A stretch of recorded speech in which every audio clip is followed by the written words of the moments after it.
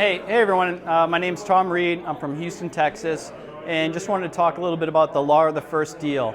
So, I started my journey in January of 2017, this year, and really got involved with Michael in April-May timeframe, and really started to get involved with this program at that time. And just recently, I closed my first deal with Michael and the team a few weeks ago, August 3rd of this year, 2017. And I really have to say that Michael and the team were hugely instrumental in helping me achieve that. If it wasn't for Michael and the team, I most likely could have gotten there, but at a much longer time frame.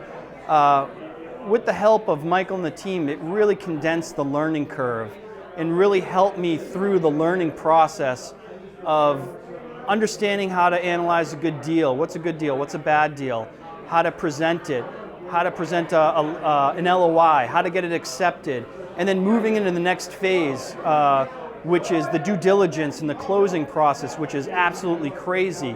And if it wasn't for that team, it would have been really challenging to not only win that deal and to close it, but I don't know if I could have been able to do it.